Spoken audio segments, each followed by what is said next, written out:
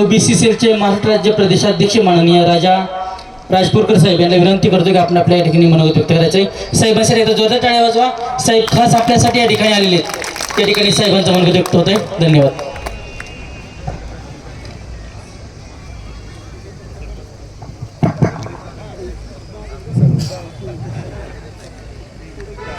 रामकृष्ण हरी, रामकृष्ण हरी, अजून रामकृष्ण हरी।